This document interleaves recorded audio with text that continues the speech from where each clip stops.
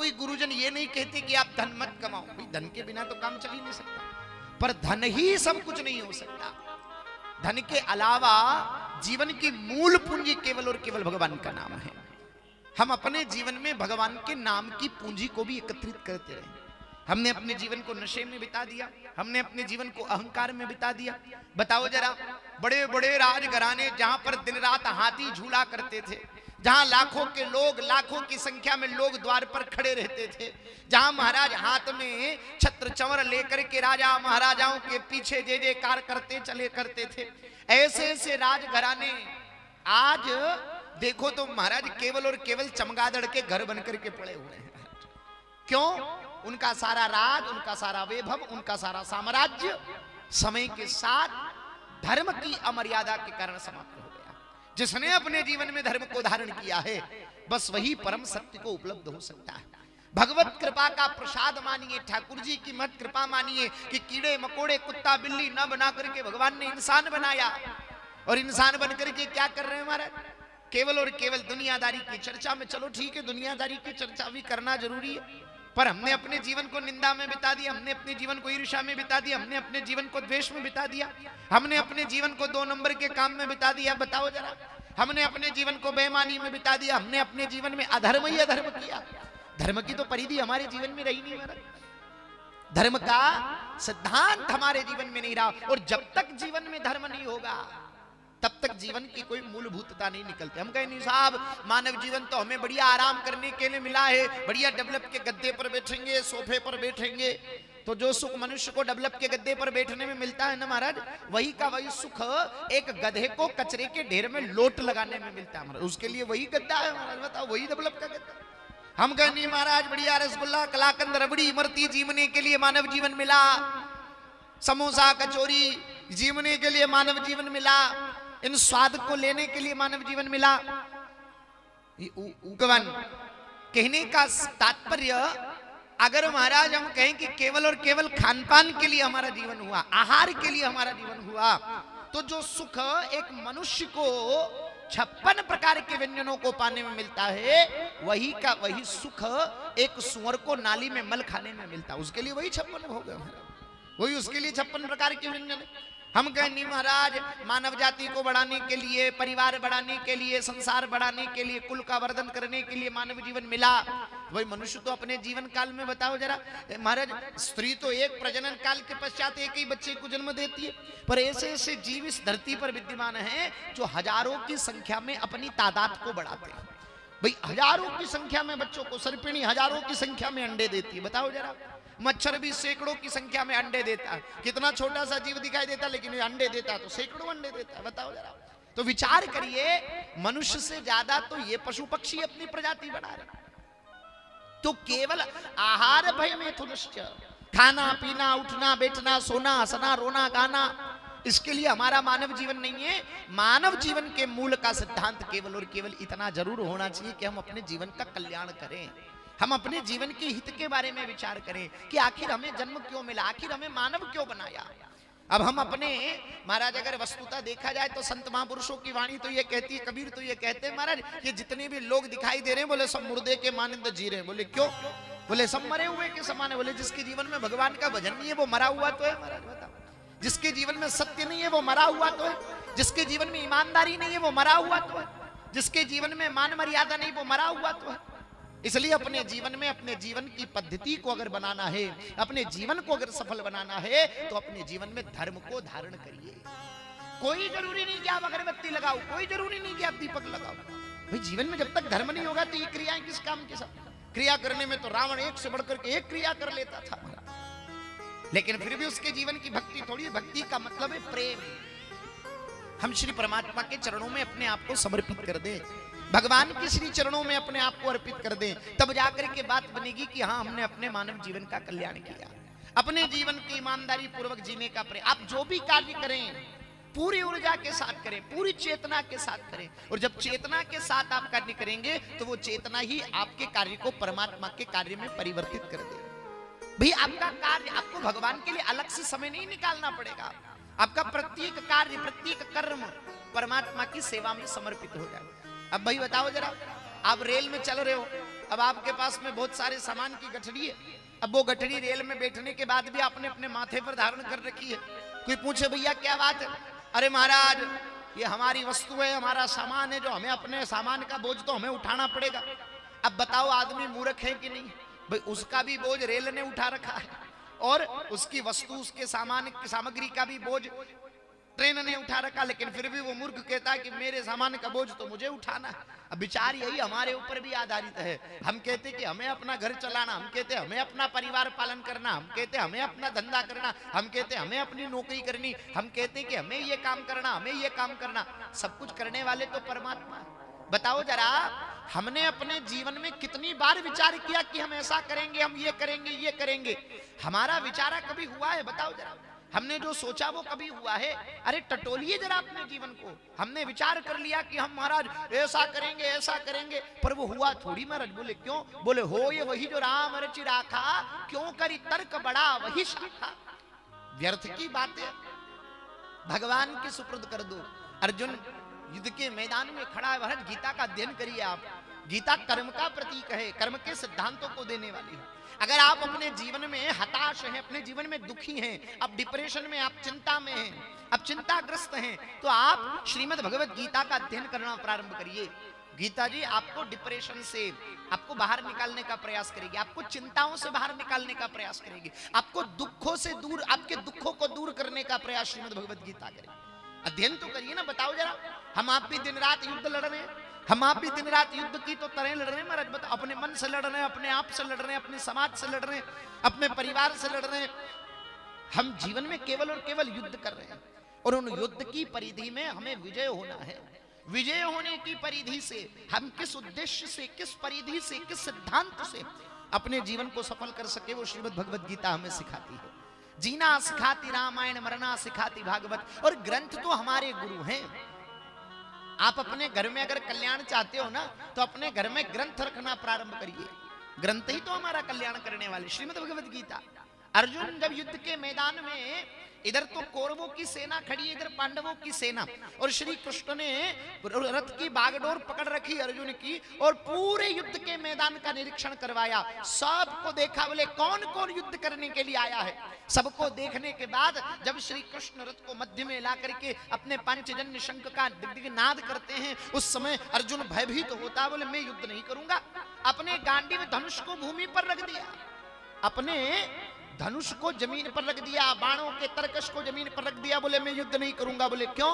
अरे ये मेरे अपने हैं, ये मेरे परिवार के हैं, ये मेरे भाई हैं, ये मेरे गुरु हैं, ये जिनकी गोद में मैं पला बड़ा हूं, जिनकी उंगली पकड़ करके मैंने चलना सीखा है, जिन्होंने महाराज अक्षरों का ज्ञान मुझे कराया है, जिन्होंने मुझे बोलना सिखाया, जिन्होंने मुझे धर्म पर चलना सिखाया, जिन्होंने मुझे सिद्धांत का पाठ पढ़ाया, जिन्होंने मुझे अपने हाथ में धनुष बाण धारण करा करके बाण चलाना सिखाया, वो गुरुजन मेरे सम्मुख खड़े हैं, वो भाई मेरे सम्मुख खड़े हैं, वो परिवार मेरे सम्मुख खड़ा है, मेरे बाबा परदादा इत्यादि मेरे सम्मुख खड़े। बताओ मैं अपने हाथों से अपनों का वध करूं? नहीं, मुझसे युद्ध नहीं होगा। मुझे कोई राज्य नहीं चाहिए, मुझे कोई जमीन नहीं चाहिए, मुझे कोई महाराज सिंहासन नहीं चाहिए। मैं इस युद्ध का तिरस्कार करता हूं, मुझे कोई युद्ध नहीं करना और मैं केवल जंगल में बैठ करके भगवान आपका भजन कर लूंगा, इसके अलावा मुझे कुछ नहीं चाहिए।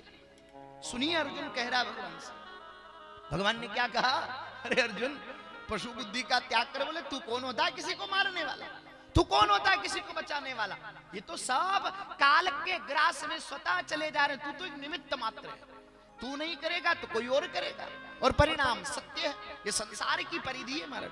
हाँ, कहीं न कहीं काल अगर लिखा है तो किसी न किसी रूप से काल आकर के जीव को ग्रसित करेगा, और ये सारी प्लानिंग है परमात्मा की। हाँ, सब कुछ फिक्स है। हमारे साथ क्या होना है, कैसी जीवन हमारा चलेगा, किस स्थिति से हम आगे बढ़ेंगे, कब हमारे जीवन में दुख आएगा, कब हमारे जीवन में सुख आएगा, ये सारी बातें पहले से निर्धारित है। अर्जुन से कह रहे हैं भगवान तू बोले चिंता क्यों करता? ये सब कुछ मैं बड़ा ज्ञान दिया, कर्म का ज्ञान दिया, उपदेश दिया, महापुरुषों के बारे में बताया, संतों के बारे में बताया, वैरागी पुरुषों के बारे में बताया, ज्ञानी पुरुषों के बारे में बताया, भक्त पुरुषों के बारे में बताया, ज्ञान भक्ति वैराग्य का उपदेश देना। महाराज 700 श्लोकों का वर्णन किया भगवान ने अर्जुन के सामने। इतना ज्ञान दिया, बोले ये ऐसे होता है, ये ज्ञान मार्ग है, ये भक्ति मार्ग है, ये कर्म मार्ग है। 700 श्लोक बोलने के बाद भी अर्जुन ने हाथ जोड़ करके भगवान से कहा, बोले चंचलम ही मन कृष्ण, मेरा मन बड़ा चंचल है, मैं युद्ध नहीं कर सकता। तुम्हारी जितनी भी बातें तुमने कही वो सब बढ़िया है, पर मैं युद्ध करने में असमर्थ हूं।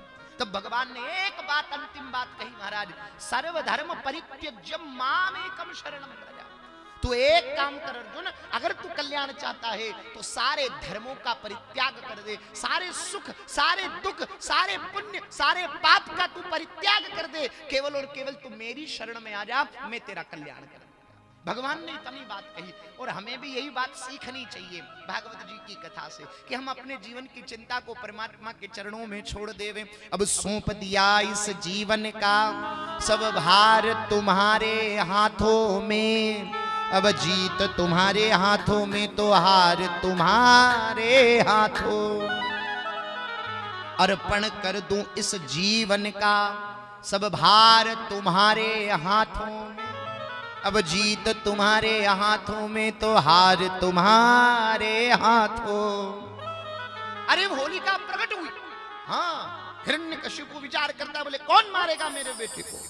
बहन प्रकट हो गई होलिका, बोले चिंता मत करो, तुम्हारी शत्रु काम तो मैं करूंगी, मैं तुम्हारी बहन, मैं अपने भाई के काम में काम ना हूं तो मैं बहन किस काम की, मैं तुम्हारे इस शत्रु का वध करूंगी। बोले कैसे करोगी। बोले मुझे ब्रह्मा ने वरदान दिया है।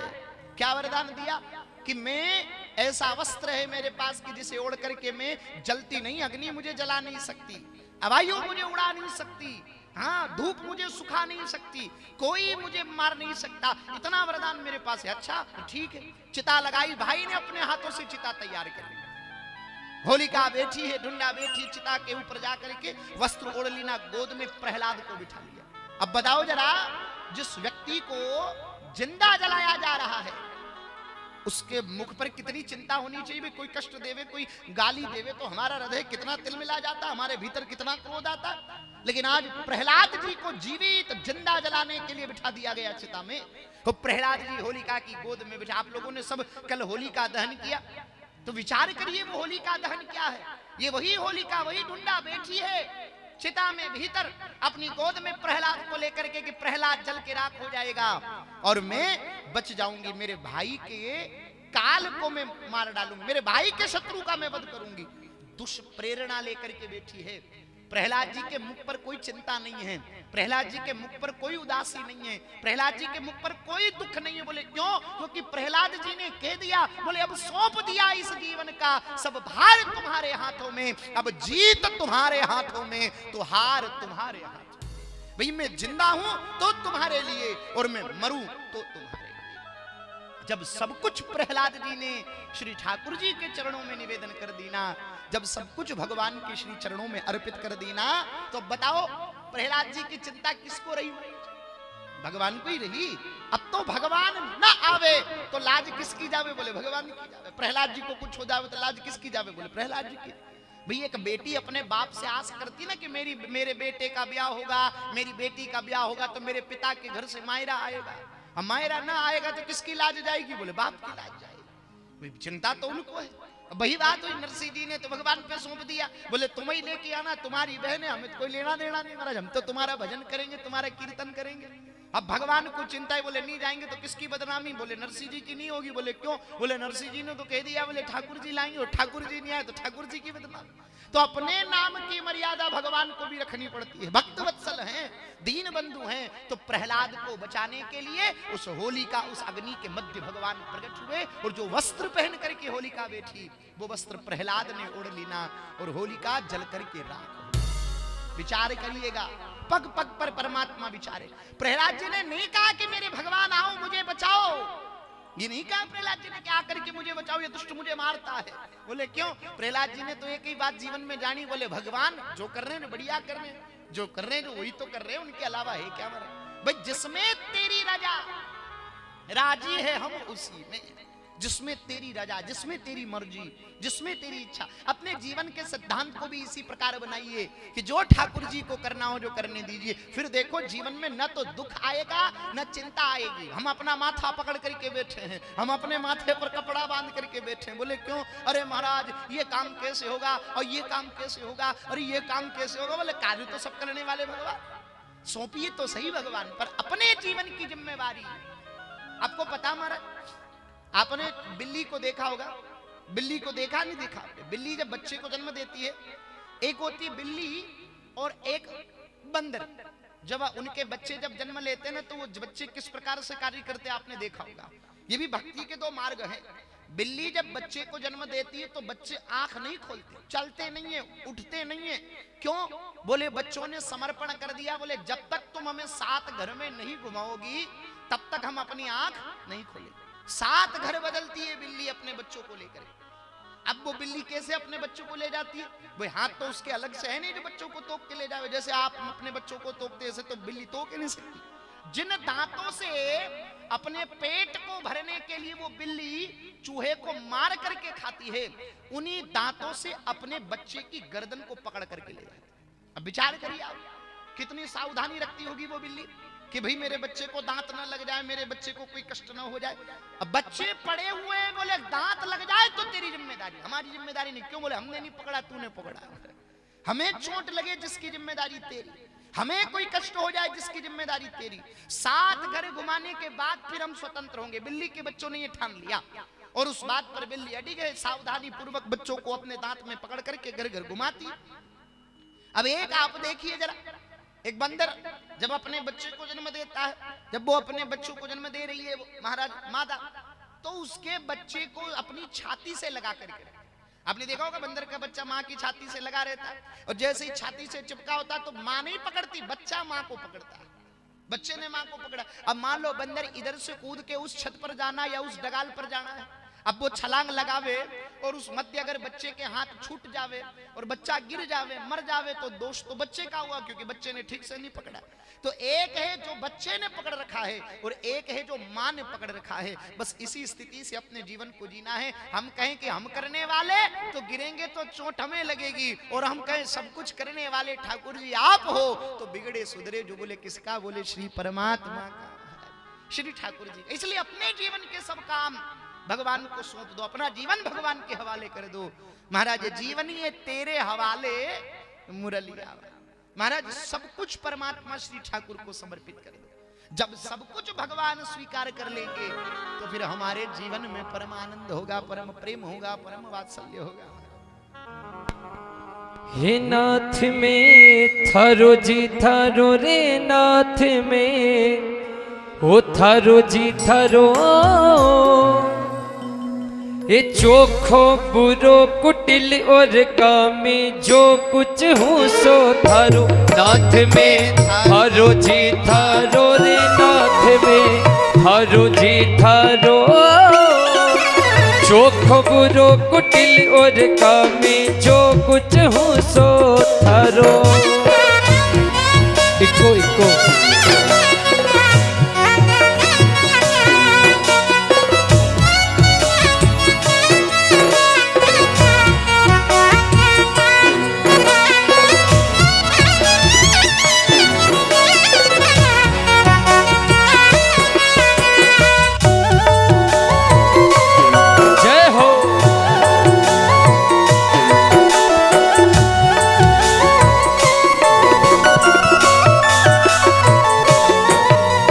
बिगड़ो हूँ तो थारो बिगड़ो थे ही मने सुधारो। नाथ में बिगड़ो हूँ तो थारो बिगड़ो थे ही मने सुधारो। हे सुधरो हूँ तो थारो सुधरो थासो कदी न न्यारो। नाथ में थारो जी थारो रे नाथ में थारो जी थारो, चोख बुरो कुटिल और कामी जो कुछ हूँ से थारो। अच्छा एक बात बताइए, आप में से कौन कौन चाहता है कि ठाकुर जी के हम बन जाएं? जरा हाथ ऊंचे करके बताओ। सभी लोग चाहते हैं कि हम भगवान के, तो थोड़ा आनंद से गाइए जरा प्रेम के साथ, हरि बोल। नाथ में थारो जी थारो रे, नाथ में थारो जी थारो, चोखो बुरो कुटिल और काम, जो कुछ हूँ सो थारो, नाथ में थारो जी थारो। जय हो।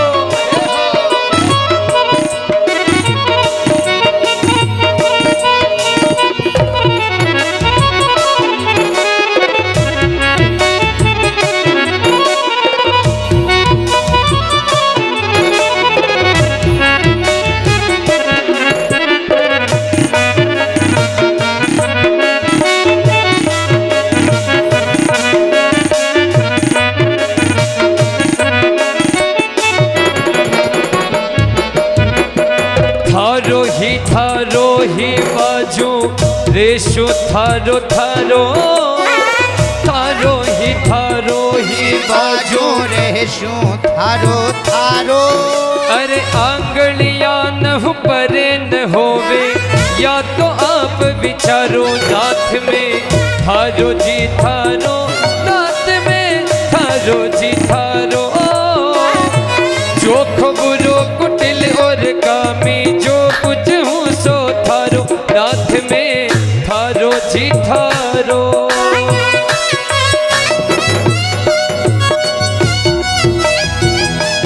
जय हो।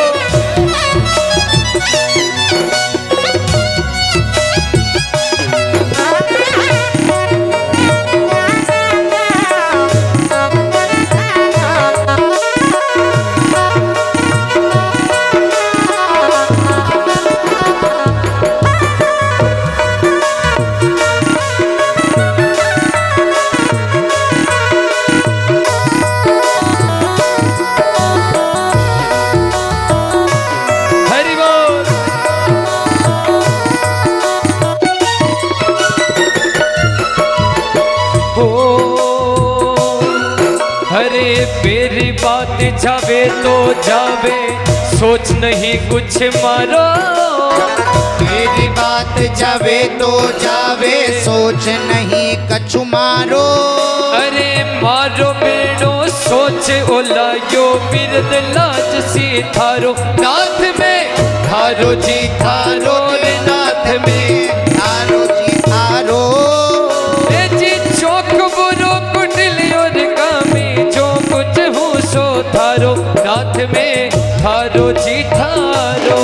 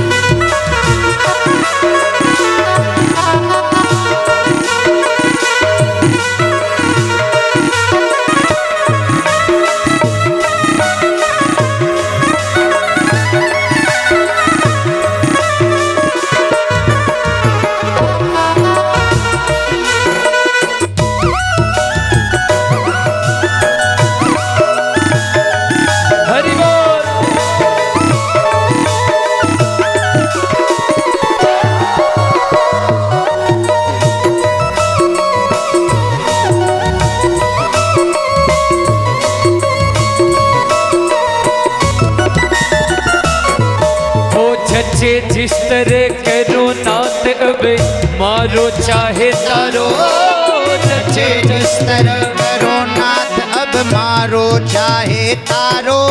अरे जंग उगड़िया लाज मरोला, ऊंडी बात बिचारो, नाथ में थारो जी थारो रे, नाथ में थारो जी थारो।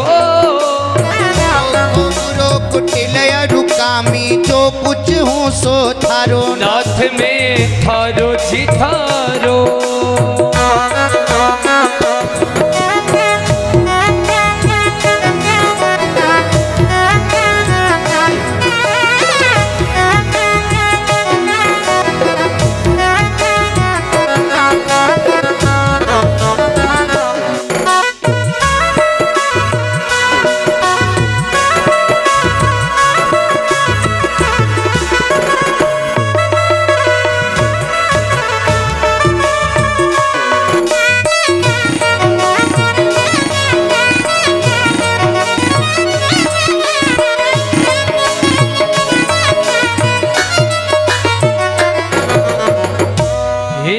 नाथ में थारो जी थारो नाथ में थारो जी थारो। अरे चोखो बुरो कुटिल और कामे जो कुछ हूँ सो थारो नाथ में थारो जी थारो।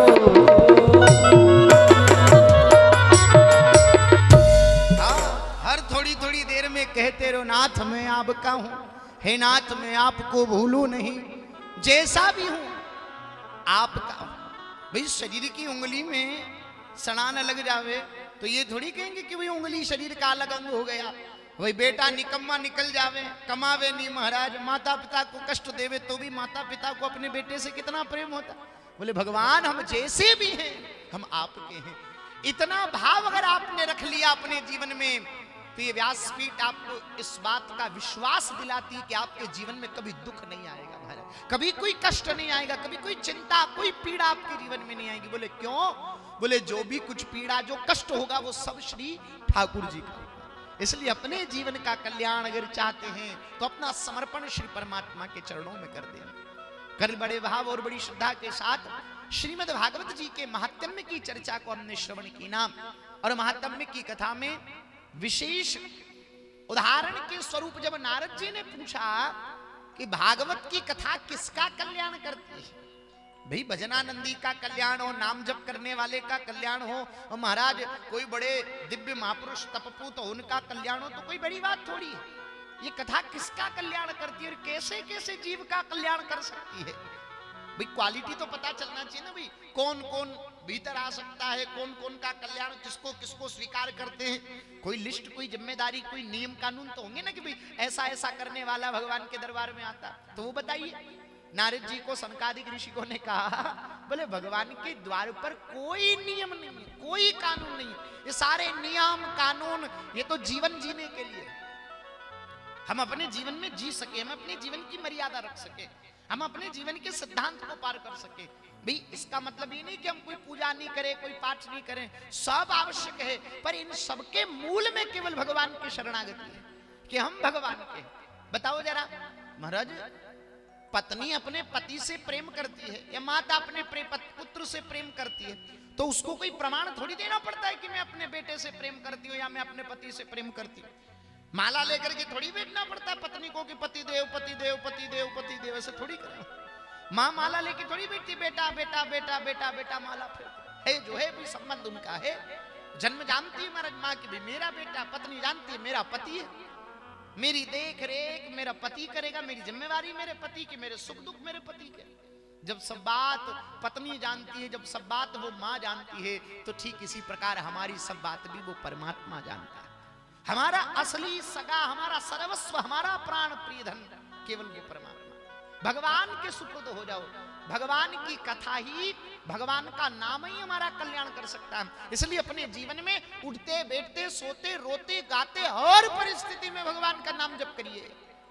नाम अब आपने अगर अपने जीवन में आप वंश की शुद्धि चाहते हो तो अपने जल की शुद्धि करना प्रारंभ करिए, अपने मन की शुद्धि चाहते हो तो अपने अन्न की शुद्धि करना प्रारंभ कीजिए। वंश की शुद्धि दो तत्व से होगी, पहले आपका जल शुद्ध हो, दूसरा आपका अन्न शुद्ध हो। अन्न के बल पर आपकी मति बनेगी, जल के बल पर आपके जीवन की ऊर्जा प्राप्त होगी आपको। हाँ बताइए महाराज, जिस प्रकार महाराज स्त्री पुरुष के मिलन से स्त्री के गर्भ में संतान की उत्पत्ति होती है तो उस भ्रूण के भीतर सर्वोपरि ताकत जल तत्व की होती है। और जल अगर आपका अशुद्ध हुआ, जल आपका अपवित्र हुआ तो आपके वंश की शुद्धि कभी नहीं हो सकती। दूसरी बात, अगर आपने अपना खान पान बिगाड़ लिया तो खान पान बिगड़ने पर खानदान बिगड़ जाता है। तो अपने खानदान को अगर सुधारना है तो अपने खान पान को सुधारना प्रारंभ कर दो। रावण ब्राह्मण वंश में था, ब्राह्मण वंश में होने के बावजूद भी रावण का खान पान अशुद्ध हो गया और परिणाम रावण को राक्षस की योनि में गिना गया, राक्षस की प्रजाति में गिना गया कि रावण राक्षस था। विचार करिए, भगवान राम क्षत्रिय वंश में उत्पन्न हुए लेकिन फिर भी वो सर्वत्र पूज्यमान है, क्योंकि महाराज दशरथ जी ने अपने वंश की शुद्धि के लिए अपने अन्न की शुद्धि करी थी। अपना खान पान सुधारो। आपकी थाली में किस प्रकार का अन्न है, किस प्रकार का भोजन है, वो आपकी बुद्धि के निर्माण के लिए महत्वपूर्ण है, वो आपके मन के निर्माण के लिए महत्वपूर्ण है। आपका मन, आपका आचार, आपका विचार, आपकी शुद्धता आपके आहार पर विचार करती है। इसलिए अपने आहार को शुद्ध करिए, अपने आहार की शुद्धता पर विचार करिए। अब बताओ जरा, आपकी थाली में किसी जीव की हत्या जब की गई हो तो उसके कितनी तड़प होगी, उसके भीतर कितनी चिंता होगी। भाई आपकी उंगली को कोई पकड़ करके काटे तो आपके भीतर कितनी पीड़ा होगी, कितना कष्ट होगा, कितनी चिंता होगी, कितनी व्याकुलता होगी। और वो सारे क्रोध के लक्षण उस मांस के द्वारा अगर आपके जीवन में जाते हैं तो समझ लीजिए आपके अंदर का मानव समाप्त हो गया, पशुवत जीवन आपका हो गया। आपकी थाली में अगर किसी आत्मा को प्रताड़ित करके, किसी जीव की हत्या करके अगर भोजन आया हुआ है तो आप इंसान कभी नहीं हो सकते। आपके भीतर दया मर गई, आपके भीतर मानवता मर गई। आहार शुद्ध करिए। मुझे बड़े आश्चर्य होता है महाराज, मुझे बड़ा आश्चर्य होता है कि बाप जब मर जाता है तो उसके महाराज 1.25 महीना निकलने के बाद लोग घर की लीपा पोती करते हैं, जहां महाराज घर को धुलाते हैं, सफाई करते हैं। बोले क्यों, क्या कर रहे हो? अरे महाराज हमारे पिताजी मर गए, जो पिताजी के 1.25 महीना हो गया, जो धूप ध्यान करके घर का सूतक निकाल रहे। अब बताओ जरा, बाप के मरने पर सूतक लगा है, अब उस इंसान को कौन समझावे? बताओ जरा, घर में बाप मर गया, जला करके आया तो घर आके नहाता है, अरे अशुद्ध हो गया, नहाना पड़ेगा। बाप को जला करके आया तो घर आकर के नहाता है, जल स्नान करता है, शुद्धिकरण करता है, पवित्रीकरण करता है, और बाहर दुकान पर मरे हुए जानवर को घर में लाकर रांध करके अपने पेट को कब्रिस्तान बना रहा है। तो ये पेट की अशुद्धता कब निकलेगी, इसका सूतक कब निकलेगा? विचार करिए। ये सूतक आपको जन्मों जन्मों तक पशु बना करके रखेगा। अपने जीवन के आहार को शुद्ध करिए। आप बताओ जरा महाराज, मांस भक्षण वाला व्यक्ति कभी जीवन में सुख प्राप्त नहीं कर सकता। नरसिंह जी का मायरा नानी भाई की कथा आपने सुनी होगी ना, उसमें आता है महाराज, बताओ, एक महाराज राजा अपनी पत्नी के साथ पंछियों को दाना डालते, एक कौवा आकर के चुग जाता है दाना, एक महात्मा को जाकर चोंच मारता। महात्मा महाराज श्राप देते, बोले तू जिसके घर का अन्न खाया वो विकराल सिंह हो जाए। अब बताओ, दान करते, होम करते, हाथ बड़े वाली बात है, अब वो विकराल सिंह बने। विचार करो, पाप के बल पर सिंह देह प्राप्त हुई, पाप किया, अपात्र को दान किया, उसी का पाप परिणाम उन्हें सिंह बनना पड़ा। अब सिंह बनकर के जीवों को मारेगा, कितनी हिंसा होगी। फिर गिरगिट की योनि पाएगा, चमगादड़ की योनि पाएगा, अजगर की योनि पाएगा, सुअर की योनि पाएगा, कुत्ते की योनि पाएगा। सैकड़ों सैकड़ों वर्षों तक इन योनियों को भोगने के बाद कीड़े मकोड़े की योनि पाएगा। और कहीं जब जन्म जन्मांतर के पुण्य जब उदय होंगे, भगवान की कई कृपा होगी तो ये मनुष्य जन्म मिलेगा, और मनक जमारो मले तो ही बांझड़ा रह जा। जो देवरा देवरा धोके, हे बेरू जी, हे माता जी, मारे छोरो दीजिए थारे बकरो छटाओ, आगे छटाता है जी की सजा तो भुगत रहे ने, और ही छटावा की बात करिए। विचार कर लीजिएगा, ये आहार की अशुद्धि आपके खानदान को जड़मूल से समाप्त कर देगी। किसी की हाय, हाँ, आपके वंश को कभी फलने थोड़ी देगी। बताओ जरा, एक माँ की कोख उजाड़ करके आप विचार करते हो कि मेरी कोख भर जाएगी? असंभव, कदापि ऐसा नहीं हो सकता। कोई देवता को मांस नहीं चढ़ता, कोई देवता को शराब नहीं चढ़ती। ये तो सब अपनी जीवान के स्वाद के लिए देवताओं का सहारा लेकर के लोग नाम लेकर के भगवान को बदनाम करते। किसी ग्रंथ में नहीं लिखा, बताओ जरा, कि भगवान को शराब चढ़ती हो, माता जी को मांस चढ़ता हो, कहीं नहीं लिखा। सब अपनी मन गढ़ंत बातें। अध्ययन तो कभी किया नहीं ग्रंथों का, शास्त्रों का कभी अध्ययन किया नहीं, मन गढ़ंत केवल। वही क्या बोले, हम खाएंगे, बोले कैसे खाएंगे, ऐसे खाएंगे तो लोग क्या कहेंगे, तो देवताओं की आड़ ले लो। अब गांजा खा रहे हैं महाराज, बताओ, भांग खा रहे हैं, गांजा पी रहे हैं, किसका नाम बोले? भगवान महादेव का नाम। हो, महादेव की प्रसादी है, महादेव को चढ़ती है, और महादेव जी पीते तो हम भी पी रहे हैं। और महादेव जी ने तो जहर भी पिया, थोड़ा 2 घूंट 3 घूंट जहर पी के देखो। अब फिर बताओ, महादेव जी का नाम हुआ। क्यों देवताओं को अपमान किया जाता है? क्यों देवताओं पर महाराज इस प्रकार का आक्षेप किया जाता है? आज सनातन धर्म की स्थिति जितनी आतताइयों द्वारा संकट में नहीं, उससे ज्यादा तो हमारे द्वारा संकट में है कि हम अपने देवताओं का अपमान हम करने पर तुले। हमने अपने देवताओं का उपहास बना लिया। बताओ जरा, कभी सुना आपने अल्लाह छाप तंबाकू, ईसा मसीह छाप तंबाकू? कभी आपको ऐसी कंपनी बनाते हुए नहीं मिलेगी, लेकिन शंकर छाप तंबाकू आपको बाजार में जरूर मिल जाएगी। बोले क्यों? बोले हिंदुओं की आंख बंद है, उन्हें कोई लेना देना नहीं अपने देवताओं से। कोई अपमान करो, कोई आके गाली दे जाओ, कोई लेना देना नहीं। हमारी तो अस्मिता मर गई, हमारे अंदर का सिद्धांत मर गया। कब जागेंगे? कब हमारे जीवन की चेतना जागेगी? अपने देवताओं के प्रति सम्मान रखिए, अपने देवताओं के प्रति महाराज भाव रखिए। अपने धर्म के प्रति जब हमारे भीतर भाव नहीं होगा तो फिर क्या? अब बताओ जरा, हिंदुओं में देवताओं की कोई कमी है महाराज? 33 कोटि देवता, 33 प्रकार के बिलग बिलग देव हैं। और महाराज बताओ, संकट कटे मिटे सब पीरा, जो सुमिरे हनुमत बल बीरा। सारे संकटों का हरण करने वाले बालाजी महाराज। और मैं आपको विश्वास दिलाता हूं, जीवन में किसी भी प्रकार का कोई संकट आ जाए तो दुनिया में कहीं जाने की आवश्यकता नहीं है। आप जाओ श्री बालाजी के चरणों में और अपनी एक अर्जी लगाकर उनके चरणों में एक पुष्प अर्पित करना। अगर आपका संकट, आपका दुख दूर न हो जाए तो कहना, पर जाओ तो सही। पर हिंदुओं को कौन समझाए? उन मरे हुए मुर्दों की कब्र पे जाकर के माथा टेकते हैं, उन मरे हुए मुर्दों को देवता मान करके पूजते। सावधान, हमें अपने धर्म का बल चाहिए, हमें अपने धर्म की जागृति चाहिए। आप क्यों नहीं अपने देवताओं को पूजते हो? विश्वास रखिए ना भगवान पर। क्यों आवश्यकता पड़ती है आपको मजारों पर जाने की? क्यों आवश्यकता पड़ती है आपको किसी पीर पैगंबर की दरगाह पर जाने की? सावधान हो जाइए। हिंदुओं ने पता नहीं कौन सा चोला धारण कर रखा है महाराज, कहां बुद्धि बिगड़ रही है महाराज। बताओ, हिंदुओं ने अपने घरों में मजार बना रखी है। आखिर ये मजारों ने भारत देश को क्या दिया महाराज? लैंड जिहाद की बात अगर भारत में होती है तो ये मजारों ने दी है महाराज। जमान महाराज, कोई मर जाए तो कब्र बना दो, मजार बना दो। बोले इससे क्या होगा? बोले जमीन पर कब्जा हो जाएगा, जमीन पर कब्जा होगा। भाई लव जिहाद जैसी घटना हिंदुओं में फैला दो और अब हिंदुओं की बहन बेटियों को बरगला करके भगा कर ले जाओ, उससे क्या होगा? बोले हिंदुओं की महाराज मानसिकता, हिंदुओं का धर्म भ्रष्ट होगा, हिंदुओं की पवित्रता बर्बाद होगी। आज बचाइए, जरा विचार करिए, किस स्थिति से हम अपने जीवन की जागृति की ओर जाएं। ये कैसे दुर्व्यवहार हमारे धर्म में हो रहे हैं, पर हम जागने के लिए तैयार नहीं, हम तत्पर नहीं है। मूर्खता हमारी है, मूढ़ता हमारी है। हमें जागना होगा अपने जीवन के सिद्धांत को लेकर के, अपने जीवन की परिधि को लेकर के।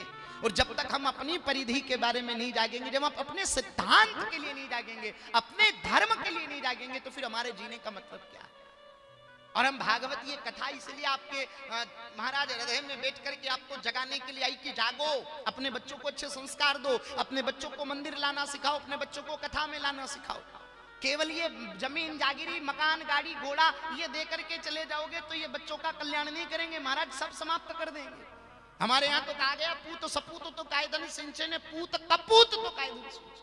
बेटा अगर सपूत है तो धन इकट्ठा करने की जरूरत ही नहीं। बोले क्यों? बोले खुद कमा लेगा। और बेटा कपूत है तो धन इकट्ठा करने की जरूरत नहीं, बोले सब बर्बाद कर देगा। दो स्थिति बताई, दोनों स्थिति में विचार कर लीजिएगा कि हमें किस प्रकार अपने जीवन को जीना है, किस प्रकार अपने जीवन के सिद्धांत को जीना है। अपने बच्चों को अच्छी शिक्षा दीजिए, अपने बच्चों को धर्म सिखाइए, अपने बच्चों को नीति सिखाइए, अपने बच्चों को माता पिता की सेवा करना सिखाइए। बताओ जरा, वो भी तो अपने बच्चे को, 5 साल के बच्चे को माथे पे टोपी पहन करके नमाज पढ़ना सिखाता है, तो क्यों आप अपने बच्चे को हनुमान चालीसा का पाठ करना नहीं सिखाते? क्यों मंदिरों में जाना, भगवान के लिए महाराज दरबार में जाना नहीं सिखाते? अब विचार करो, हमें तो विचार होता लगभग महाराज 5-7 साल पूर्व की बात है महाराज, अभी 4-5 साल हो गए, जो तुलसी जी का विवाह हमीरगढ़ से जो बारात आई थी महाराज, ठाकुर जी के विवाह में हमें भी आने का सौभाग्य मिला था। हम तब भी आए थे। और जब ठाकुर जी की जो शोभा यात्रा निकली थी ना महाराज, उस समय में चारभुजानाथ के मंदिर के दर्शन हमने किए थे महाराज। और उस समय जो दर्शन किए वो 4 साल के बाद भी वैसे के वैसे ही है, उस मंदिर का कोई निर्माण नहीं आगे चला। तो बताओ जरा, यही तो हमारी सबसे बड़ी मूर्खता आ रही है कि हम जागे हुए भी सो रहे हैं। ना तो हम अपने धर्म के लिए जागे, हमने अपनी बड़ी बड़ी बिल्डिंगें तान ली, लेकिन अपने धर्म के लिए नहीं जागे। कब जागेंगे भाई? विचार करने वाली बात है। जब उसका बजट भी है तो मंदिर तो बन करके तैयार होना चाहिए, सब भक्तों की भावना होनी चाहिए। और यही स्थिति हम हिंदुओं को कमजोर करती है कि हम धर्म के नाम पर लड़ लेते हैं। हम महाराज धर्म के लिए नहीं लड़ते, हम धर्म के नाम पर लड़ लेते हैं, हम धर्म के नाम पर झगड़ा कर लेंगे। मंदिर बनाने की बात आएगी, थोड़ी जमीन हमारी आ रही है तो हम देखेंगे कि अच्छा मुनाफा मिलेगा, तो हम हिंदू होकर के हिंदू के विरोध में खड़े हो जाएंगे। वहां बताओ जरा, हम हिंदू होकर के हिंदू के विरोध में खड़े हो जाएंगे, हम धर्म के विरोध में खड़े हो जाएंगे। कैसे जागृति हमारे जीवन की होगी, कैसे हमारे जीवन का बल? ये छोटे छोटे बच्चे क्या सीखेंगे, इनके भीतर क्या आचरण आएंगे कि हमारे बाप दादा ये करते आए तो हम भी यही करेंगे? बताओ। तो अपने बच्चों को अच्छे संस्कार दीजिए। और हम तो निवेदन करें, श्री ठाकुर जी का भव्य से भव्य इतना सुंदर स्वरूप है। यहाँ का महाराज प्राचीन इतिहास भी उस समय में हमको बताया कि नीलम की मूर्ति थी भगवान की। बताओ, तो वो भी तो कहीं ना कहीं कमी रही होगी ना। तो नीलम की मूर्ति को, भगवान स्वरूप को यहाँ से प्रस्थान करना पड़ा। तो हमें अब समय मिला है ठाकुर जी की सेवा करने का, तो अब भी अगर हम नहीं जागेंगे तो फिर कब जागेंगे? है जिसमें तो हम कम से कम सहयोग करें, हम है जिसमें तो हम सेवा करें।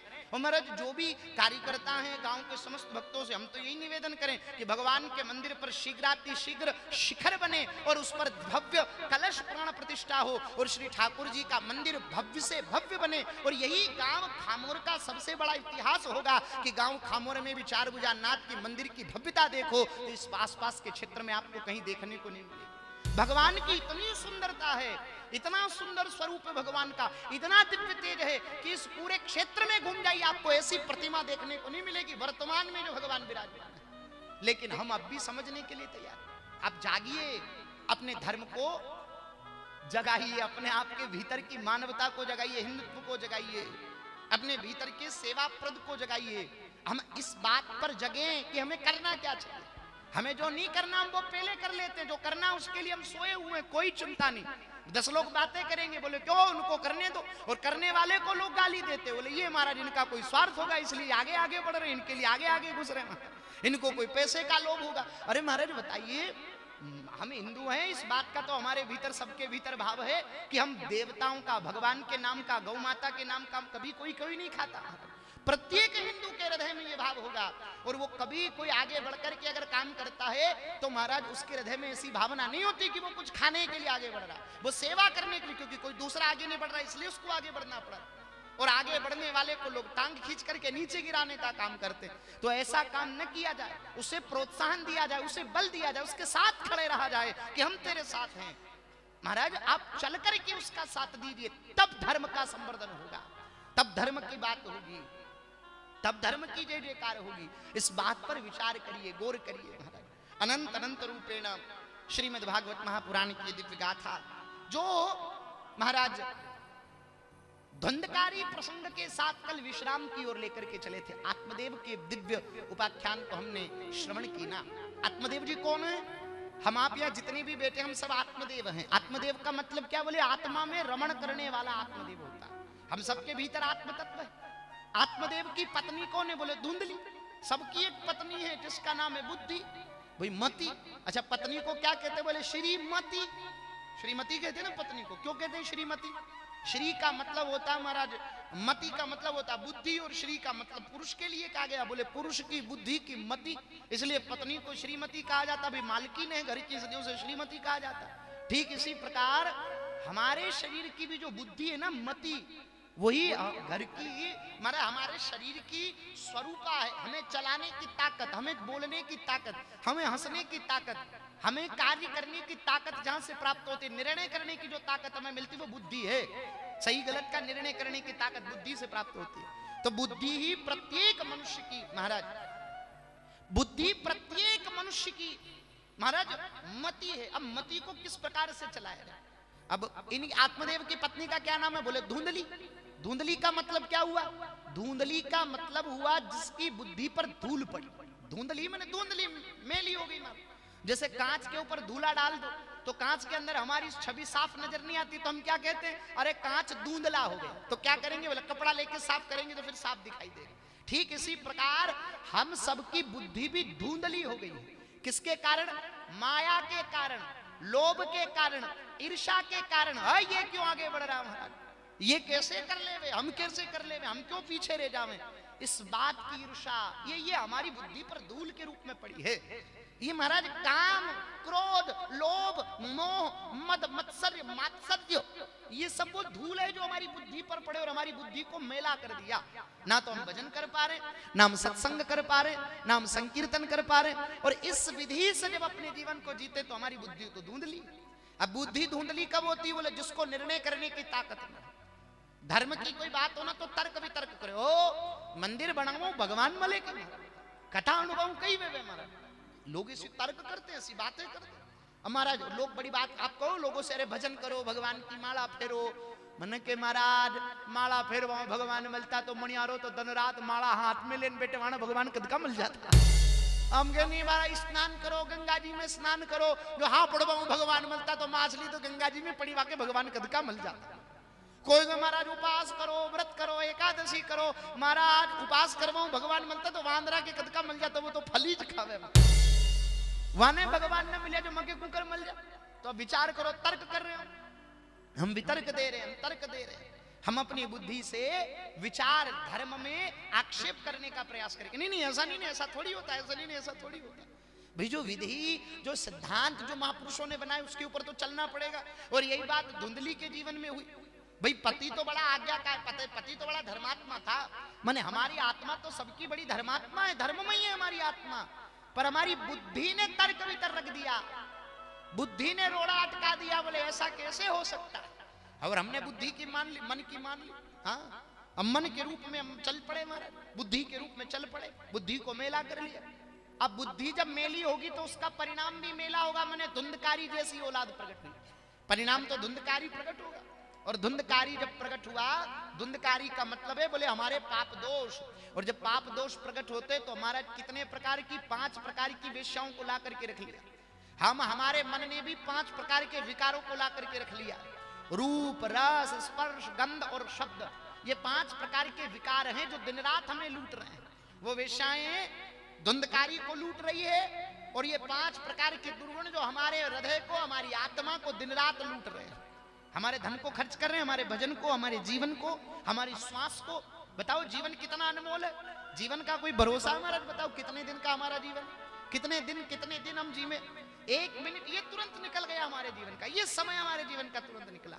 एक एक दिन एक एक पल एक एक वर्ष के बीत और बन बन करके निकल रहा है, पर अभी तक हम नहीं जागे, और नहीं जागेंगे तो मामला बड़ा बेकार हो जाए। इसलिए जागने की आवश्यकता है, जाग करके धर्म की रक्षा करें, जाग करके अपने आप की रक्षा करें। और यही बात महाराज नितांत सिद्धांत रूप से बनी, और धुंधकारी का केवल और केवल एक पतन हुआ, अंत हुआ।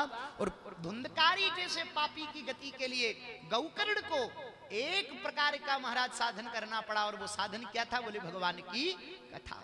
गोपियां कहती है महाराज तब कथामृतम तृप्त जीवनम, तुम्हारी कथा अमृत है, श्रवण मंगलम तब कथामृतम।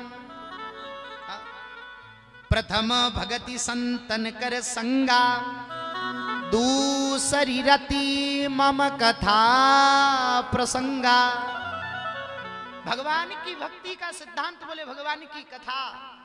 धीरे धीरे आपके मन में अगर ये भाव आ जाए कि हम भगवान के हो जाएं, तो उसके लिए आपको भगवान की कथा सुननी पड़ेगी महाराज। बहुत काल तक जब सत्संग होगा तब बुद्धि निर्मल होगी, तब बुद्धि पवित्र होगी। एक बार कथा सुन लेने से हमारा कल्याण नहीं हो पाएगा। क्यों? क्योंकि हमने जन्म जन्मांतरों से हमारी बुद्धि को मेला कर रखा है। तो बुद्धि की पवित्रता तब बहुकाल तब सत्संग करेंगे, तब जाकर के बुद्धि निर्मल होगी, बुद्धि पवित्र होगी। सत्संग ही हमारे जीवन को रस प्रदान करता, सत्संग ही हमारे जीवन को आनंद प्रदान करता है। इसलिए सत्संग, सत्संगति सत सुधरई, सत्संगति अगर मिल जाए तो सट भी सुधर जाता है। हाँ महाराज बताओ जरा, लोहा पारस का संग करता है तो पारस का संग करके वो भी सोना बन जाता है। भाई दूध में दूध बेचने वाले क्या करते हैं, उसके अंदर पानी मिला दे। भाई 5 लीटर दूध है, अब्बा में 2 लीटर पानी कुड़ दिया, तो 2 लीटर पानी की कीमत क्या होगी, बोले महाराज 20 रुपया पानी की कीमत। पर बताओ वो भी दूध के भाव में बिकता है महाराज। बताओ दूध के साथ जाएगा तो दूध ही के भाव जाएगा। तो दूध का संग किया तो पानी का भी मोल ऊंचा हो गया। ठीक इसी प्रकार हम भी अगर संगति अच्छी करेंगे, अच्छे आचरण रखेंगे, तो हमारे जीवन का भी कहीं न कहीं तुम्हारा संगति से रंग बदलेगा। इसलिए अपनी संगति अच्छी रखिए। मैं युवान भाइयों से, महाराज बहनों से एक ही निवेदन हमारा रहेगा कि आप अपने जीवन की संगति को परिवर्तित करिए, अपने संगत को सुधारिए। आप किसके पास उठते हैं, किसके पास बैठते हैं, उसका बड़ा फर्क पड़ता है।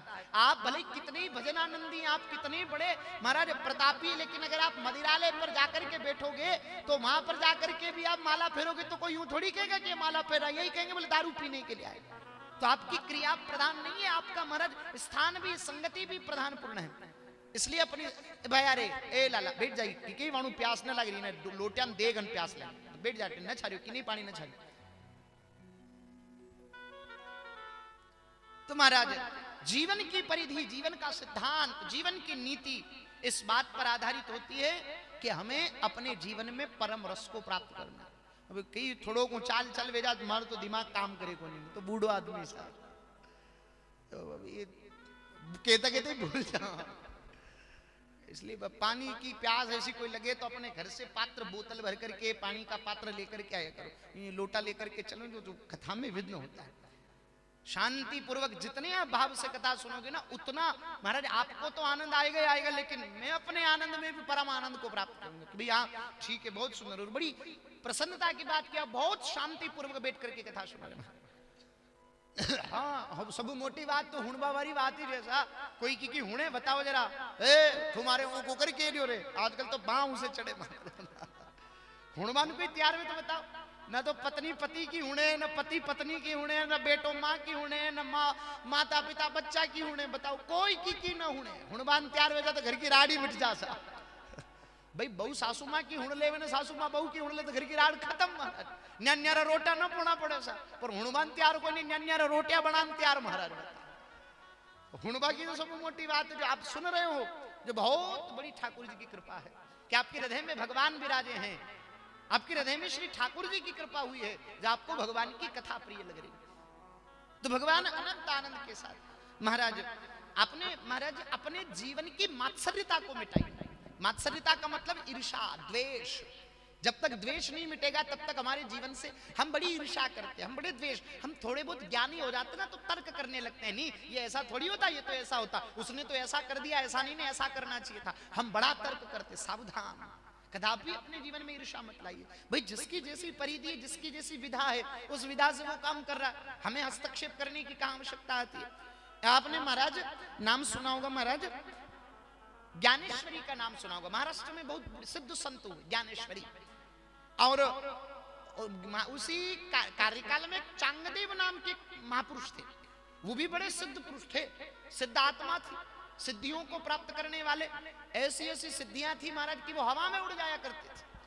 तो इधर पता चला चांगदेव थोड़े ईर्षालु प्रवृत्ति के थे, क्योंकि ज्ञान प्राप्त कर लिया ना, और ज्ञान के बाद अगर विनम्रता नहीं आवे तो मतलब आपने ज्ञान नहीं प्राप्त किया, आपने अहंकार प्राप्त कर लिया। विद्या ददाति विनयम, विनम्रता नहीं आई विद्या पाने के बाद, अगर अहंकार में अकड़ करके खड़े हो गए तो आपकी विद्या आपके विनाश का कारण बनेगी। रावण ज्ञानी बन गया पर रावण के भीतर विनम्रता नहीं आई, इसलिए रावण का जड़मूल सर्वनाश होना पड़ा।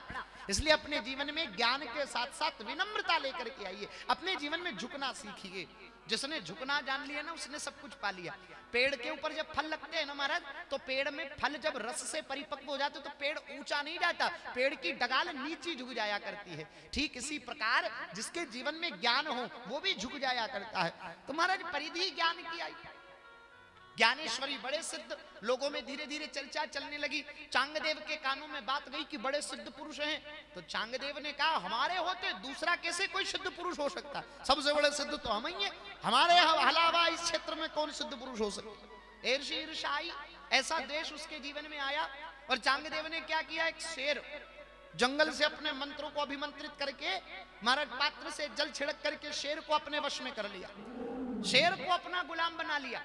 जैसे बेल की नाक में आप नखेल डालते हैं ना महाराज, ठीक उस चांगदेव ने शेर की नाक में नखेल डाली और लगाम पकड़ करके शेर की पीठ पर बैठ करके नगर में घूमने लगा, जहां पर महाराज रहने लगा, और अपने पास में शेर रख लिया। एक दिन की बात आई, चांगदेव के मन में बात आई कि ज्ञानेश्वरी के बड़े चर्चे चल रहे, मैं पूछूं तो सही वो कौन है, कहां से उसके अंदर इतना ज्ञान आया। तो चांगदेव से पूछने के लिए पत्र लिया, एक कागज लिए, कलम ली, लिखा क्या लिखूं, पूज्य लिखूं। अरे वो मेरे से पूज्य कैसे हो सकता है, पूज्य तो मैं हूं, तो पूज्य क्या लिखूं, प्रिय लिखूं, नहीं वो मेरा प्रिय नहीं है, वो तो मेरा शत्रु है। तो पूज्य भी ना लिखूं, प्रिय भी ना लिखूं, क्या लिखूं? कुछ नहीं लिखा, कोरा कागज दे दिया लपेट करके दूत को। बोले जाओ ज्ञानेश्वरी को जाकर के पत्र देना। बोले देखते हैं कितना ज्ञानी है, पता तो चले इस पत्र को कैसे पढ़ता। पत्र लेकर के गए। बोले ज्ञानी होगा तो पढ़ लेगा पत्र में क्या लिखा। कुछ नहीं लिखा और ज्ञानेश्वरी को भेज दे कि ज्ञानी होगा तो पता चल जाएगा क्या लिखा। अब जैसे ही वो पत्र लेकर के दूत चला, ज्ञानेश्वरी को पत्र दिया। ज्ञानेश्वरी ने पत्र खोला। बोले किसका पत्र है? बोले ये चांगदेव ने भेजा है। तो उसी कागज के ऊपर ज्ञानेश्वरी ने लिख करके दिया कि इतने सिद्ध होने के बावजूद भी तुम्हारा जीवन कोरा का कोरा रह गया चांगदेव। अब जैसे ही कोरा का कोरा कहा तो चांगदेव का क्रोध तलबला गया। अरे मुझे ऐसा कहा, मुझे छोटा कहा, मुझे अपमानित किया, मैं अपने अपमान का बदला लूंगा। और क्या किया? शेर पर बैठ करके नकेल हाथ में लगाम को पकड़ करके चल पड़ा। और जहां महाराज ज्ञानेश्वरी जिस गांव में रहते थे उसी गांव में घूमने लगा। और उसी गांव में जब घूमने लगा तो लोगों में होड़ मची। अरे देखो कितने सिद्ध महात्मा हैं। आजकल लोग चमत्कार को नमस्कार करते हैं। महाराज बताओ, अरे बड़ा सिद्ध पुरुष आए हैं, बड़े महापुरुष आए हैं, देखो देखो कितने बड़े सिद्ध पुरुष आए। शेर को अपना गुलाम बना लिया। शेर से तो लोग डर के भागते, उसने अपना गुलाम बना लिया। लोगों की भीड़ लगी। ज्ञानेश्वरी महाराज दीवार पर बैठ करके नीम की डंडी से दातून कर रहे थे। इधर वो दातून कर रहे थे तो कुछ लोग दौड़ करके आए। तो लोगों ने कहा देख ज्ञानेश्वरी अपने गांव में चांगदेव आए हैं, बड़े सिद्ध पुरुष, शेर के ऊपर अपनी सवारी करके आए। और जैसे ही शेर के ऊपर अपनी सवारी करके आए, देख कितना सिद्ध पुरुष है। तो चांगदेव के बारे में जब लोगों ने बताया, लोग तो चले गए। ज्ञानेश्वरी जिस दीवार पर बैठे थे उस दीवार पर हाथ रखा। बोले चल चल तुझे ऐसे महापुरुष से मिला के लाऊं जो बड़ा सिद्ध शेर के ऊपर बैठ करके आया है। आप आश्चर्य करिए, जब ज्ञानेश्वरी ने दीवार को ठपकारा तो वो दीवार भी चल पड़ी। और जैसे ही चांगदेव के सन्मुख गई तो चांगदेव शर्मिंदा होकर के भूमि पर पड़ करके नतमस्तक होता है। बोले धन्य है ज्ञानेश्वरी तेरा ज्ञान, तेरी बुद्धि, तेरी तपस्या। मैंने तो एक चेतन जीव को अपने वश में किया, पर तूने तो जड़ को भी चैतन्य बना करके अपना गुलाम बना लिया। तेरे ज्ञान को मैं चांगदेव प्रणाम करता। तो अपने जीवन में मात्सर्यता कभी मत रखिए, अपने जीवन में द्वेष कभी मत रखिए, अपने जीवन में ईर्ष्या कभी मत रखिए। हाँ, मत्सर और मात्सर्य, मच्छर और मात्सर्य दोनों एक ही जैसे नाम दिखते। मच्छर भी काटता और मात्सर्य भी काटता। मच्छर काटता है बाहर से और मात्सर्य काटता है भीतर से। भाई मच्छर काटेगा, मलेरिया डेंगू हो जाए तो उसका तो इलाज अस्पताल में जाके करा सकते हैं, पर भीतर से जब ये मात्सर्य माने ईर्ष्या द्वेष जब काटता है तो इसका दुनिया में कहीं इलाज नहीं होता। इसलिए मात्सर्यता से सावधान रहिए, मात्सर्यता से सावधान रहिए। आपने खूब इतिहास, पुराण इत्यादियों का अध्ययन किया और महाराज दुनिया की बड़ी बड़ी किताबें, बड़े बड़े ज्ञान की परिधि, बड़ा बड़ा सिद्धांत आप लोगों ने श्रवण किया होगा। श्रीमद् भागवत की कथा हम आप सुन रहे हैं। आखिर ये है कि जहां दुनिया का ज्ञान समाप्त होता है वहां से भागवत की कथा प्रारंभ होती है। पूरे वर्ल्ड में 350 यूनिवर्सिटियां हैं और महाराज फिलोसफी जहां पर बात को सिद्ध किया जा सके 350 पूरे विश्व में अलग अलग देशों ने ऐसे सेंटर बनाए हैं किसी बात को सिद्ध करने के लिए। जैसे भाई अपने यहाँ ऐसा नियम है ना कि एकादशी के दिन तुलसी जी में जल नहीं चढ़ाना चाहिए, रविवार को तुलसी नहीं उतारनी चाहिए, ऐसे नियम है हमारा। माताएं अपने माथे पर मांग में सिंदूर क्यों लगाती है और महाराज पुरुष अपने माथे पर तिलक क्यों लगाता है, माथे पर चोटी क्यों रखनी चाहिए, भगवान महाराज मंदिर में जाते समय घंटी क्यों बजानी चाहिए, चरणामृत क्यों लेना चाहिए। इन सारी बातों का अगर कोई निरीक्षण निकाले, इनके बारे में शोध करे तो प्रत्येक बात के 350 कारण निकल करके आते। इतना ज्ञान विश्व में भरा पड़ा, हर बात के 350 कारण निकलेंगे, इतना ज्ञान है विश्व में। पर जहां दुनिया का ज्ञान समाप्त होता है वहां से भागवत की कथा प्रारंभ होती है। हाँ, बड़े बड़े बाणभट्ट, कालिदास, शेक्सपियर जैसे कितने ही लेखक हुए इस धरती पर जिन्होंने बड़े बड़े ग्रंथ लिख दिए, पर श्री भागवत की बराबरी कोई नहीं कर सकता। भागवत के कणमात्र की भी बराबरी कोई नहीं कर सकता, एक शब्द मात्र की भी बराबरी कोई नहीं कर सकता। इतनी दिव्यता श्रीमद् भागवत में। इसलिए अपने जीवन में भागवत का आश्रय लीजिए। भागवत क्या बोले? भगवान की कथा, भक्तों की चर्चा। श्री ठाकुर जी से मुलाकात कराने का मार्ग भागवत है। आप लोगों ने महाराज फिल्में, पिक्चर इत्यादि देखी होगी। ऐसी बहुत सी फिल्में होती है ना जिसमें लास्ट का सीन पहले दिखाया जाता है। भाई वो हीरो महाराज घायल हुआ पड़ा है, जो नायक है फिल्म का, अपनी माँ की गोदी में पड़ा है मूर्छित होकर के, अपनी माता को कहानी सुना रहा, बोले मेरे साथ ऐसा ऐसा हुआ, फिर वो सारी स्टोरी चलती है। ठीक इसी प्रकार फ्लैशबैक के रूप में भागवत चलती है। यह अंतिम पड़ाव पहले और प्रारंभिक पड़ाव बाद में, विश्राम का पड़ाव भागवत में पहले दिया गया।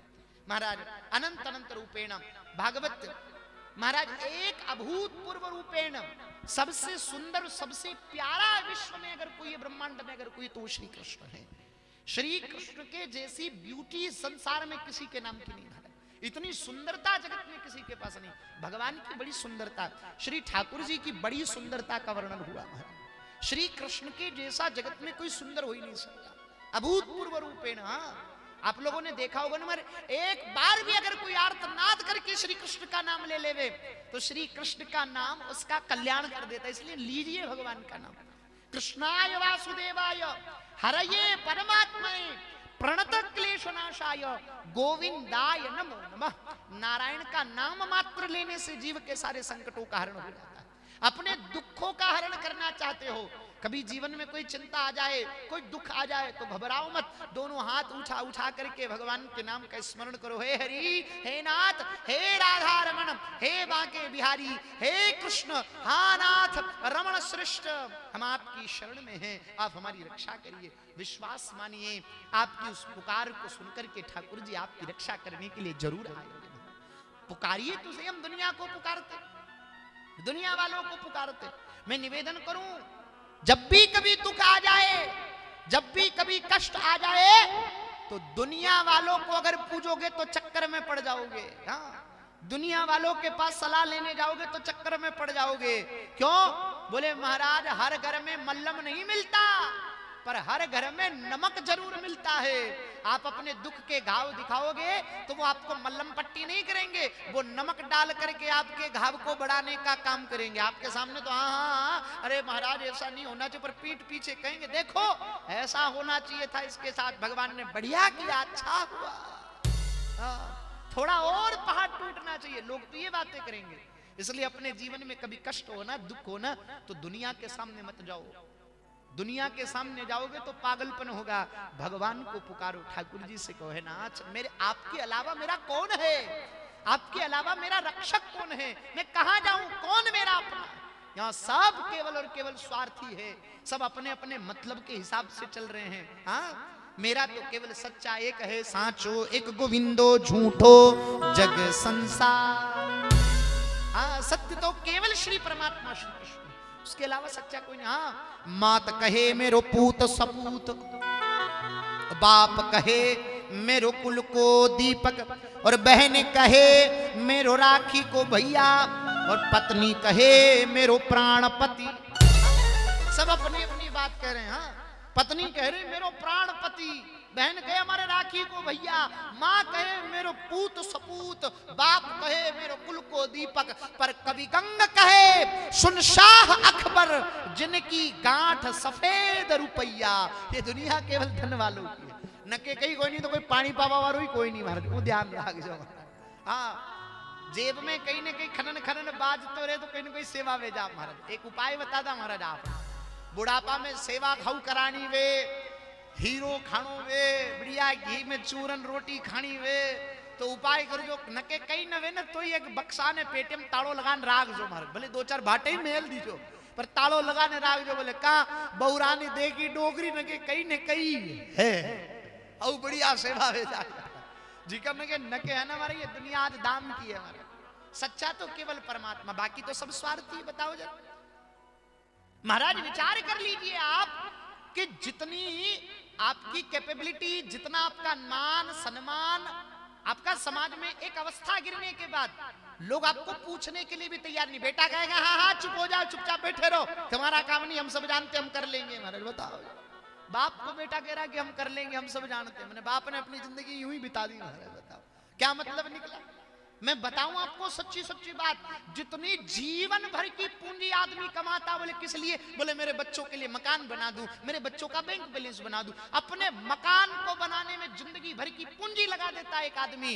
पर मैं आपको सच बात कह दूं, अगर आपका बेटा अगर सपूत होगा, आपके बनाए मकान में एक कील के ऊपर अगर आपकी तस्वीर भी टंग जाए तो बहुत बड़ी बात हो जाएगी। बेटा सपूत निकल जाएगा तो आपकी तस्वीर आपने बेडरूम में लगाएगा, बोले मेरे बाप की तस्वीर है। और बेटे का बेटा आया तो बोले बुढ़े की तस्वीर देख करके डर लगे, कहां सुबह सुबह आपको मुंह देके उठा करके सीधे हॉल में लगा दे, कमरे से हॉल में आ गई तस्वीर। अब बेटे के बेटे का बेटा आया तो पोता आया, उसने क्या करा, बोले महाराज घर में पहली जगह नहीं और ये बुढ़े की तस्वीर ने और जगह घेर रखी, उठा के सीधा स्टोर रूम में फेंकेगा। उसका बेटा आएगा, बोले घर में पहली जगह नहीं और ये रूंद रखी, महाराज उठा के सीधा कचरे के ढेर पे मारा। तीसरी पीढ़ी के बाद तो नाम ही पता नहीं है। अपने महाराज बच्चों से पूछ लो या अपने आप से पूछ लो, पिताजी का नाम पता होगा, दादाजी का नाम पता होगा, दादाजी के पिताजी का नाम फिर भी बहुत कम लोगों को पता होगा, और दादाजी के पिताजी का नाम पूछ लो किसी को पता नहीं। भाई उन्होंने कितना पुरुषार्थ किया होगा तब जाकर के आपका अस्तित्व उन्होंने स्थापित किया, पर उनको ही पता नहीं है। ठीक इसी प्रकार आपको भी कोई याद रखने वाला नहीं है, इसलिए अहंकार में मत रहना, बोले मेरा बेटा, मेरी बेटी, मेरा मकान, ना ना। यह सच्चा केवल एक है, भगवान का नाम श्री ठाकुर जी के अलावा हमारा कोई नहीं हो सकता। इसलिए भगवान के सुपुर्द अपने आप को करो। महाराज अपने जीवन को श्री ठाकुर जी को सौंपो, अपने जीवन को श्री भगवान को सौंपो। भगवान ही हमारे सर्वस्व है। श्रीमद् भागवत में महाराज अनंत रूपेण प्रथम स्कंद में जब भागवत प्रारंभ होती है तो मंगलाचरण का वर्णन किया गया। मंगलाचरण का मतलब क्या होता है, मंगल धन आचरण। जिसके आचरण मंगलकारी है उसका मंगलाचरण किया जाता। ध्यान से सुनिएगा, ये महत्वपूर्ण बात मैं आपसे कह रहा हूं कि मंगलाचरण किसका किया जाता, बोले जिसके आचरण मंगलकारी होते हैं उसी का मंगलाचरण किया जाता। किसी कवि ने बड़ी सुंदर सी बात कही है महाराज कि भगवान चित्र में नहीं बसते, भगवान चरित्र में बसते हैं। चित्र में तो ठीक है हमने परिकल्पना कर ली, पर चित्र की प्रधानता नहीं है, या चरित्र की प्रधानता है कि आप भगवान के चरित्र कैसे थे। राम जी में और रावण में अगर अंतर देखा जाए ना तो राम जी से कहीं सांसारिक गुणों में रावण आगे था। धन के मामले में देखो तो रावण राम जी से कहीं गुना आगे था। उम्र में देखो तो राम जी से कहीं गुना उम्र में बड़ा था रावण। महाराज परिवार के मामले में देखो तो कहीं महाराज लाखों की संख्या में उसका पर महाराज 1 लाख पुत्र 1.25 लाख ज्ञाति बहु परिवार रावण का परिवार। हाँ, राम जी के महल में अयोध्या में तो खंभों में मणियां लगी हुई थी, लेकिन रावण की तो पूरी लंका नगरी सोने की थी, सड़क भी स्वर्ण की थी, पत्थर भी सोने के, पूरी लंका नगरी गोल्ड। फिर भी और देखो रावण का वंश क्या था, ब्राह्मण वंश में 4 वर्णों में सबसे श्रेष्ठ वर्ण को प्राप्त किया रावण ने, जहां पर पूजा की जाती, जिनकी आराधना की जाती, जिनका सम्मान, जिनके चरणों में वंदन किया जाता है, ऐसे ब्राह्मण वंश को प्राप्त करके भी रावण मृत्यु को प्राप्त हुआ और हर साल रावण का पुतला जलाया जाता है। कोई बाप अपने बेटे का नाम रावण नहीं रखता। को रखा हो तो बताओ महाराज, आपके गांव में भी ऐसा कोई ने अपने बाप का, अपने बेटे का नाम रावण नहीं रखा होगा। आस पास में भी आपने कभी किसी के बेटे का नाम रावण नहीं सुना होगा। भाई रावण नाम रखना चाहिए। और लोग आजकल वो दशहरा जब आता तो लोग बड़े भाईचारे वाले फोटो लगाते हैं महाराज, भाई देखो तो दशानंद जैसा। ये पता नहीं महाराज वो भाई नहीं था, वो तो बड़ा कामी भोगी आदमी था महाराज। कहाँ अब बताओ जरा। लोग कहते हैं बोले रावण के अंदर कितना भाई, कितना बहन से प्रेम करता था कि जब वो महाराज सूर्यपणखा ने जाके कहा मेरी नाक काट डाली तो अपनी बहन के अपमान के बदले में सीता जी को उठा ला। अपनी बहन के अपमान के लिए नहीं महाराज, केवल और केवल भोग वृत्ति के कारण ये लीला घटित हुई। रावण को अपनी बहन से कोई लेना देना नहीं था। बड़े भाई बनते रावण के जैसे, बताओ आजकल के। पता नहीं महाराज लोगों की बुद्धि को हो क्या गया, अर्थ का अनर्थ करने पर लगे, समझ ही नहीं आ रहा लोगों। तो रामचरित आज सब बात में रावण आगे है, पर राम जी के पास सब चीज की कमी होते हुए भी एक चीज में राम जी आगे है, और वो है राम जी का चरित्र। रावण जब उसका बेटा मारा गया तो अब युद्ध करने कौन जाए, तो रावण ने अपने भाई कुंभकर्ण को जगाया। वो कुंभकर्ण ने पूछा तुम किससे युद्ध कर लिए हो, किससे लड़ाई झगड़ा कर ली? बोले राम से। अरे वो राम से तुम्हें युद्ध करने की कहां जरूरत आई थी? चुपचाप बैठे थे आराम से, सब कुछ तो था, क्या लेना देना तुम्हें अयोध्या के राज्य से? छोटा सा राज्य अयोध्या, और तुम्हें इतना बड़ा राज्य मिला, लंका नगरी मिली, तुम क्यों अयोध्या? कहां समुद्र पार, 7 समुद्र पार, उस अयोध्या से तुम्हें क्या लेना देना? रावण ने कहा कि मैंने उसकी पत्नी का हरण कर लिया। अरे तुम तो मूर्ख हो, पत्नी का हरण करने की बात कहां रही थी? रावण ने कहा देख, कुंभकर्ण में ज्ञान नहीं मांग रहा हूं। कुंभकर्ण ने कहा रावण अपना कल्याण चाहते हो तो मां सीता को यथा सम्मान राम जी को पुनः लौटा दो। कुंभकर्ण से रावण कहता, बोले कुंभकर्ण मैंने तुमसे ज्ञान लेने के लिए तुम्हें नहीं जगाया है, तुम मेरा साथ दोगे या न दोगे इस बात के लिए मैंने तुम्हें जगाया। तुम युद्ध करने जा रहे हो कि या तुम भी विभीषण की तरह अपने राज्य, अपनी जन्मभूमि का तिरस्कार करके राम की शरण में चले जा, राम के चरणों में जाके गिर जा। कुंभकर्ण ने कहा नहीं, मैं अपने राष्ट्र के साथ द्रोह नहीं कर सकता, अपनी मातृभूमि के साथ मैं द्रोह नहीं करूंगा, मैं युद्ध करने जरूर जाऊंगा। पर रावण, मैं तुमसे एक बात कहता हूं, तुम जैसे खल का रूप बना करके, नकली साधु बन करके तुम सीता जी के सम्मुख जाके हरण करके लाए सीता जी का, तो ऐसे ही तुम राम का रूप बना करके सीता जी के सामने चले जाओ।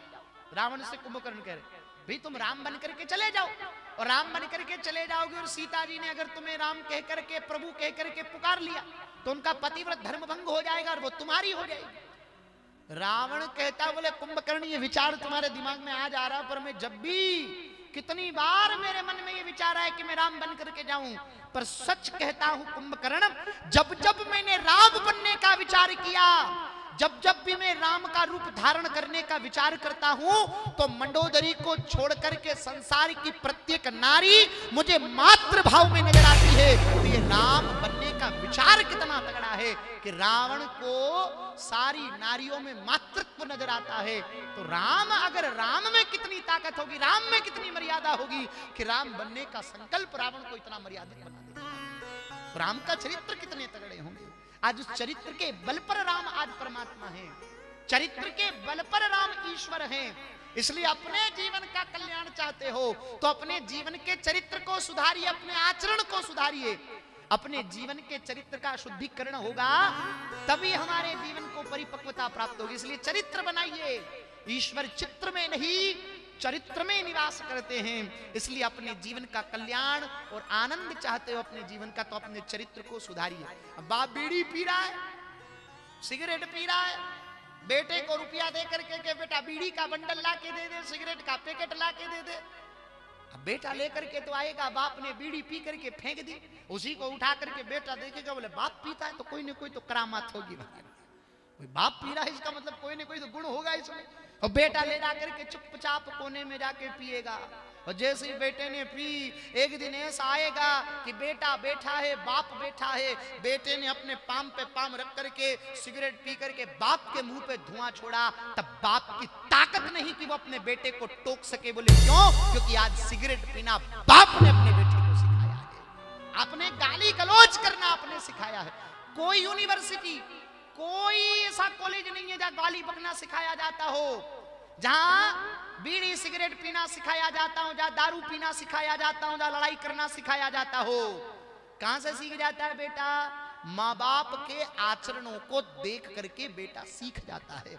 अगर अपनी परिधि, अपने संतान को महान बनाना चाहते हो, अपने बच्चों से अगर कोई आशा रखते हो कि हमारा बच्चा, हमारा बेटा, हमारा पोता आगे चल करके हमारे नाम को रोशन करेगा, तो अपने जीवन के दुर्गुणों को दूर करके देखिए और फिर अपने बच्चों को अच्छे आचरण दीजिए। अगर आपका बेटा, आपका पोता आपके चरणों में नतमस्तक न हो तो फिर कहना महाराज पहले सुधार आपको करना होगा, पहले माता पिता को सुधार करना। खुद तो बाप तो दारू पी करके लड़ाई झगड़ा कर रहा है, पत्नी को पीट रहा है, बच्चे को मार रहा है, तो बेटा भी यही देखेगा, फिर वो भी दारू पी करके माँ बाप को मारेगा, वो भी पत्नी को मारेगा, वो भी बच्चों को मारेगा।